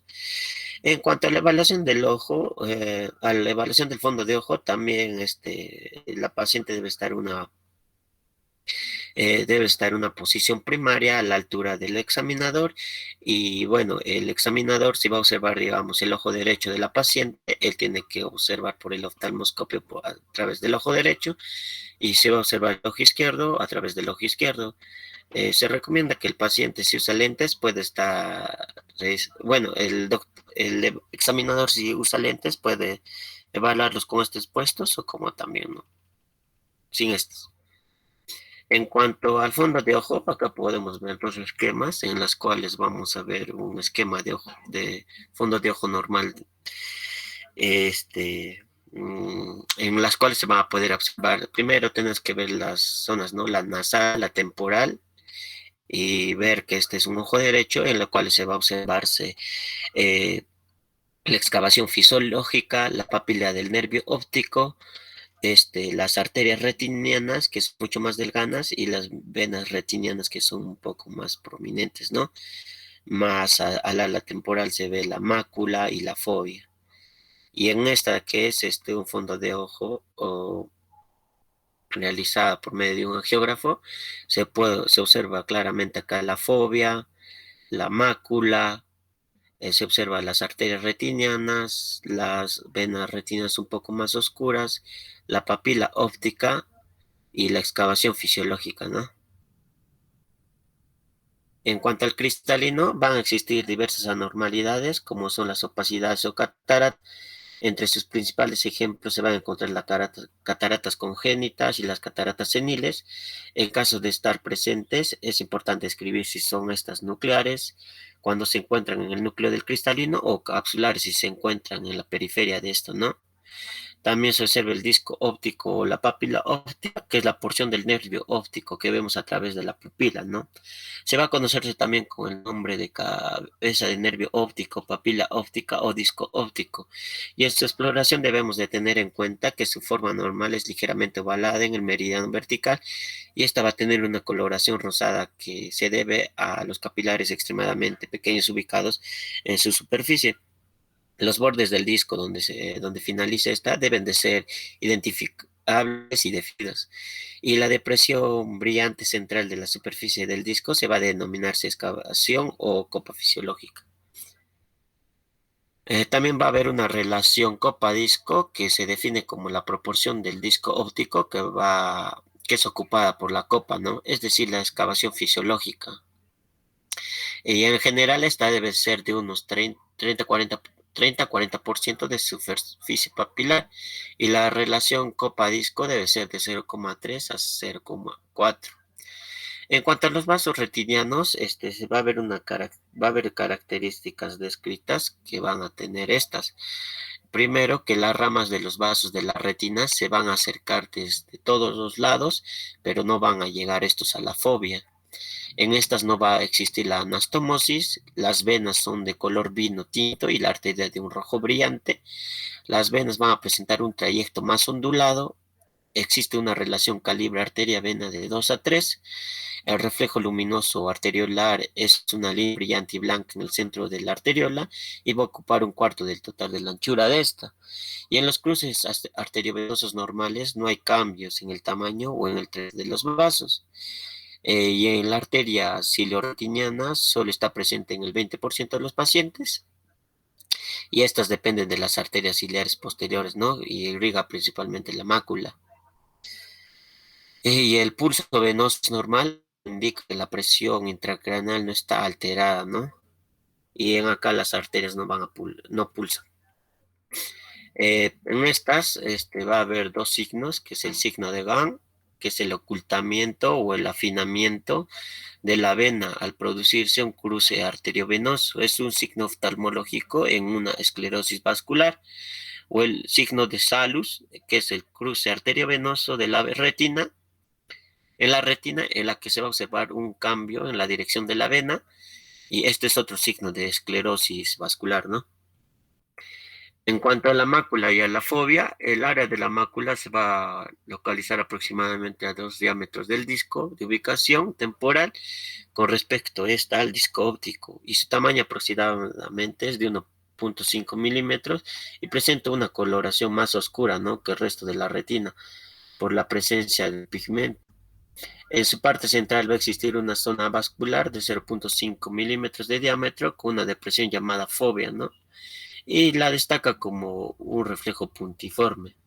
En el centro de esta zona se va a reconocer el brillo foveal producido por la depresión foveal y un brillo macular circular por el engrosamiento, ¿no? Acá se observa la retina, la fovea, la capa de las células ganglionares, la capa de células bipolares, la capa importante de los fotorreceptores, dentro de los cuales van a estar los bastones localizados en la periferia de la retina y los conos localizados en el centro de la retina, ¿no? Y bueno, eso sería todo. Veamos, si regresas a la imagen anterior, esto es muy importante reconocer, ¿no?, la ubicación de la ubicación de estos fotorreceptores. Fíjense, justo a nivel de la fovea, evidentemente es algo gráfico, no es algo cierto. Pero a este nivel, si tú vas a marcar justo al centro de la fovea centralis, la fovea es esa depresión, ¿no?, en ese vertical que podríamos imaginar, que corresponde al eje visual. Fíjense, ahí tenemos básicamente la presencia de células fotorreceptores. Básicamente son los conos, ¿verdad? Son los conos que van a estar en mayor concentración en la zona de la mácula. Hay menos bastones. Estos bastones están más en la periferia de la visión. Hay también bastones, pero son en menor cantidad. Entonces ahí está la capa vascular, el epitelio pigmentado de la retina más subyacente. Arriba, fíjense, la capa de células ganglionares son las que van a transmitir, van a dar hacia el conglomerado del brillo óptico, ¿no?, todas las imágenes captadas a través de todo este proceso fisiológico de la visión. Las captan las células, las capas de los fotorreceptores, pasan hacia las células bipolares, de las células bipolares, las células ganglionares y las células neuroretinales van hacia un punto de confluencia en común, que es el nervio óptico, ¿no? Y del nervio óptico obviamente van a seguir el trayecto de la vía óptica hasta sus estaciones correspondientes, con sus decusaciones y todo ello. Y van a llevar obviamente, la visión de cada uno de estos segmentos. Evidentemente, el segmento relacionado con la mácula central y todo lo que estamos viendo acá, es la que corresponde a la visión de detalle, es la visión de calidad. Tiene un área de espectro de cobertura bastante pequeño, no es tampoco una visión completa. Y este ejercicio lo hacemos de la manera siguiente. Ustedes se ponen a mirar vuestro monitor en este momento fijamente y van a ver que en detalle, sin mover la mirada, tienen muy poco, ¿ah? Pueden ver lo que dice Fobia seguramente ahora, pero lo que está alrededor, fijando la vista en el punto, el que se dice esa palabra fobia, ustedes no pueden interpretar las letras que están en la periferia, ni siquiera la que refiere arriba a retina. Si no supieran que es retina, no la podrían leer, porque están utilizando obviamente la visión central, la visión de detalle. Lleven la vista a cualquier punto, ¿no? Y va a ocurrir lo mismo. Sobre todo lo que son letras pequeñas, ustedes van a poder percibir solamente un eje limitado. El resto es visión periférica, jóvenes. Entonces, la visión macular es centrada justamente a este pequeño espacio de visión de detalle. El resto, que también están viendo, es cierto, están viendo cómo, de repente, si están en la pantalla del monitor, ven cómo vibra y cómo se nota la intervención mía a través de los movimientos en la ventana que podría representar a mi persona. Están viendo de repente al resto de otros compañeros, pero no pueden inferir cuál es cuál. Ven unos pequeños cuadrados realmente que representa cada uno de ellos, pero no saben a cuál corresponde eso. Tendrían que dirigir la vista hacia esa zona y ver cuadro a cuadro e interpretar a quién corresponde. Entonces, visión central, representada por la mácula y sus estructuras, y visión periférica, que es lo que la retina tiene en el resto del área, ¿no? Que no involucra obviamente al área macular. Esa es la visión periférica. Como ustedes notan también, están viendo no solamente lo que está en el monitor, sino lo que está en toda la habitación, con el mismo lujo de detalles, entre comillas, que no es en realidad un detalle similar al que tiene la visión macular. ¿Está claro el concepto, jóvenes? Visión macular y visión periférica. Cuando un paciente sufre de alguna patología de mácula, lo que va a comprometer es su visión de detalle, su visión discriminativa, su visión central. Por eso produce un escotoma marginal o un escotoma central. Central. Central, está claro. Gracias, Diana. De eso se trata entonces, interpretar la función de la mácula. Cuando hablamos de nervio óptico, obviamente, en situaciones X, obviamente, vamos a tener de repente en el glaucoma la pérdida de fibras neuroretinales de la zona más externa de la retina, cercana a la hora de la visión, es progresiva en su pérdida, ¿no? Poco a poco se va perdiendo el campo visual, no así la agudeza visual, que es distinto. El campo visual se pierde en el tiempo, acorde obviamente a las situaciones que van a comprometer la agudeza visual. No, es solamente el campo visual, recuerden. Entonces, un paciente puede tener un compromiso del nervio óptico, de una copa disco 0,9, inclusive ya al borderline, y poder seguir viendo posiblemente un 20-20. O sea, tú le muestras la cartilla de Snellen a 6 metros y él te va a ver la última fila, con ambos ojos. Obviamente no tiene un compromiso de hipertensión ocular, obviamente está con medicación o sin medicación, un glaucoma no ofensivo, pero está perdiendo casi el 100% de sus fibras neuroretinales y él va a poder leer 20-20. Obviamente va a ver a través de una visión de repente en caño de escopeta, una visión tubular si quieren, pero ve 20-20. Ergo, el glaucoma no afecta la agudeza visual generalmente.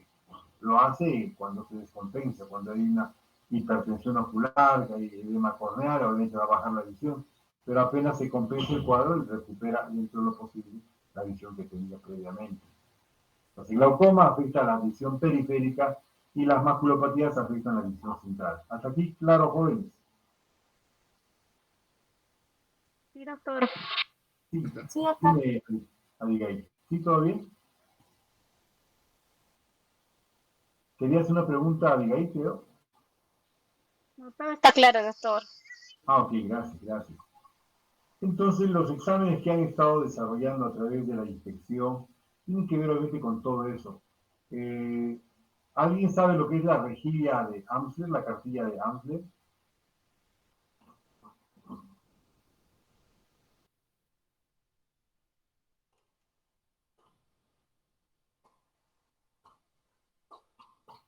Ok. Es una prueba evidentemente fácil de realizar, que nos permite interpretar la patencia. ¿Qué tan patente está la mm,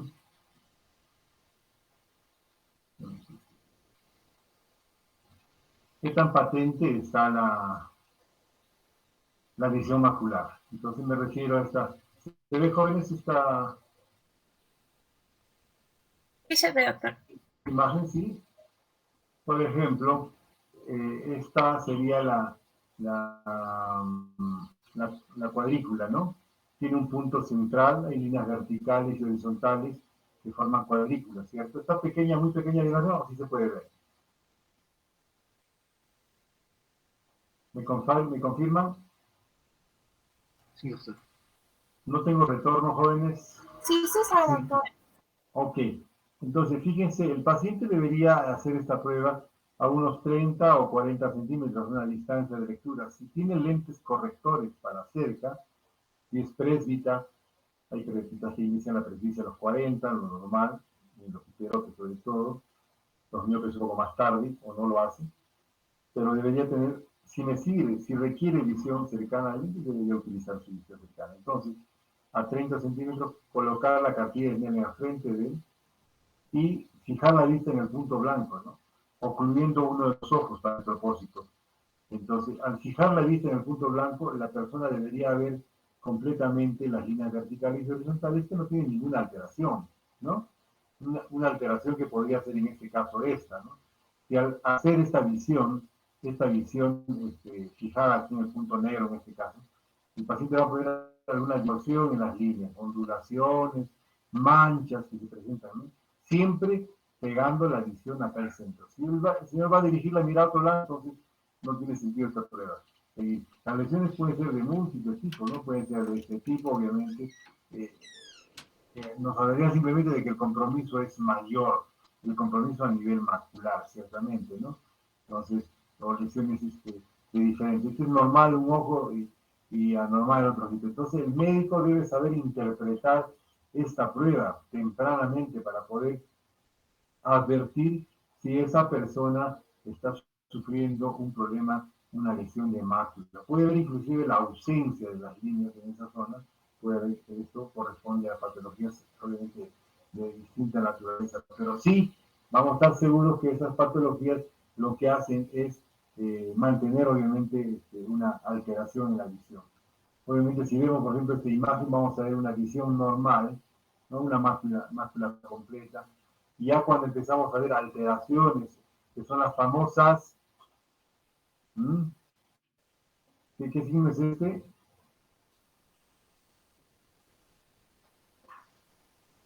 Moscas voladoras. A ver, cuando hay alteración de la forma,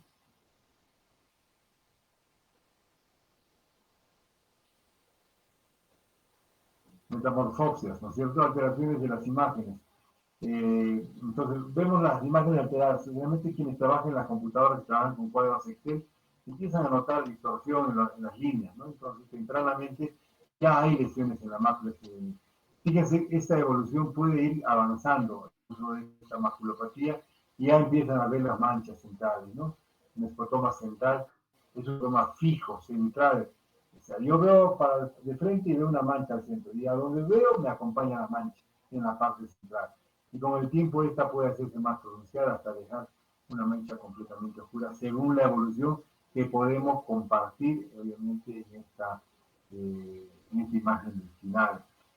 Fíjense, esta es la forma en la que hace el paciente la evaluación, ocluyendo un ojo. Es un autoexamen en realidad que puede hacer.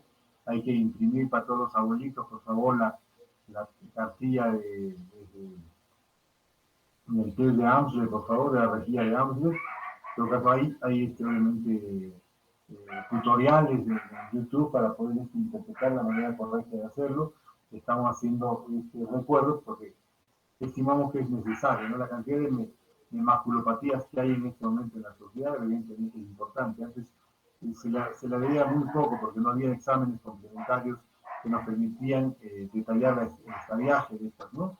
Ahora sí, y obviamente lo que se pretende es hacer la prevención, y el uso de estas cartillas nos permite hacer una prevención inclusive, ¿no? Hay una patología de mácula, la retinopatía central serosa, que no es un problema degenerativo, es un problema que se puede dar en cualquier edad. El común denominador de estos pacientes que presentan esta alteración de macular, que es una forma de la que hemos visto esta imagen como si fuera esto, hay un proceso, una serie de situaciones, pero que puede ocurrir en personas jóvenes, ¿no? Luego de un tipo de estrés, de tensión emocional importante, pueden terminar en este tipo de maculopatía, ¿no? La retinopatía central serosa. Estos son exámenes o pruebas que nos van a permitir evaluar la integridad de la mácula, ¿no? Y poder tomar decisiones al respecto. Eso se puede hacer sin ningún costo adicional. Ustedes pueden bajar la señal de internet y tener siempre en el teléfono o tener una hoja impresa para ir en casa. Una persona que tiene algún antecedente de una maculopatía debería hacer seguimiento y ver que no haya ningún cambio en la verticalidad y horizontalidad de las líneas que tenemos en esta retina. Eso a problemas de mácula, no jóvenes, es importante obviamente. Asimismo, las patologías de retina van a tener una serie de situaciones que van a poder expresarnos pues, todo tipo de comportamientos alterados, ¿no? Un paciente con una hemorragia retinal, una obstrucción de vena central de retina o una obstrucción o de rama de vena central no es lo mismo que de una vena central completa, ¿no? Es una de las ramas de esa vena central también puede ser obstruida, entonces de repente vamos a tener un escotoma marginal, un escotoma aislado, ¿no? Permanente que acompaña la mirada a todos lados. Pero si va a ser total, de repente un paciente que va a perder la agudeza visual completamente. Lo mismo que ocurre en una pérdida brusca de la agudeza visual, lo que ocurre en una obstrucción de arteria central de la retina. A veces, la misma que a veces puede resolverse espontáneamente. Esto va a ocurrir obviamente a un infarto de la arteria central de la retina, una parálisis brusca, un cese de la irrigación a este nivel, puede ser transitorio o permanente. Está obviamente destinado a personas que superan la tercera década, ¿no? Tercera, cuarta década, un poco más de frecuencia en el sexo femenino, ¿no? Esta situación 2 a 3 se dice estadísticamente que podría corresponder a esta oclusión de arteria central de la retina. Entonces, disminución de la agudeza visual, que es completamente distinto a la que son disminución de la agudeza central del ojo. Un escotoma central no es lo mismo a una amaurosis total, ¿no? Entonces, cosas como esas son las que nos permiten, obviamente, ir abordando al paciente oftalmológico desde distintos puntos de vista, ¿no? Hemos visto visión periférica, hemos visto visión central, por lo que corresponde a mácula, alteraciones periféricas en obstrucciones de rama de la vena central de la retina. Encontramos realmente situaciones en las que no se ve un campo visual completo, sino parcial, puede ser una coadantanosis inclusive, o una hemianopsia en ese tipo de situaciones. Inclusive pacientes que reciben algún tipo de láser endoretinal, diabéticos, obviamente reciben una termoablación de la retina de zonas importantes. Entonces ese paciente podría llegar a presentar manifestaciones que van a mostrar obviamente un campo visual alterado, ¿no? Con manchas pequeñas, puntiformes en lo que corresponde al área involucrada de esta retinopatía. Ahora, si el paciente ya tiene manifestaciones de una retinopatía diabética proliferativa, estas van a hacer merced también a ese tipo de alteraciones. Se les aplica láser a estos pacientes, obviamente, en el afán de disminuir el factor importante subyacente en estas retinopatías crónicas y en estas neovascularizaciones, que son las que van a comprometer obviamente el caso. Ya vamos a ir hablando más adelante de cada patología en sí. Entonces, hay que evitar neovascularización. Entonces, ¿de qué manera? Generando una termoablación de la retina, ¿no? Entonces, se supone que la isquemia y todo eso genera mayor número de vasos, llama a la formación de neovasos. Entonces, la idea es quemar estas células que ya obviamente tienen bastante riesgo de desarrollar más neovascularización. Entonces, y funciona. Se utiliza también con los antiangiogénicos, ¿no? El ranibizumab, el bevacizumab, otros medicamentos, hasta la dexametasona misma se utilizó en algún momento para poder combatir esta patología, estos signos, estas complicaciones de las retinopatías, ¿no? La neovascularización, ¿no? Entonces, y si bien es cierto, jóvenes, ya vamos por ahí, estamos a paso de concluir nuestra presentación. Por favor, voy a pedirles todos ingresen nuevamente su presencia en este momento. A partir de ahora, por favor, todos tenemos en lo que resta del tiempo. Tenemos asistencia. Gracias, Diana, gracias, May, Gabriela, Brian, Kevin, Julio, Silver Mayer, Sofía, Luz, Maricielo, Nila, Johan, Gary, Teo, Rodrigo, Alessandra, Valeria, Andrea, David, Iván, Cheralí, muchas gracias por vuestra presencia, por vuestra compañía. Voy a pedir que por favor intervengan más. ¿No hay nadie más, jóvenes, atentos? ¿No? Ok. Fernando todavía está por ahí. Algún distraído más seguramente por ahí. Voy a asumir que solamente están presentes quienes han firmado.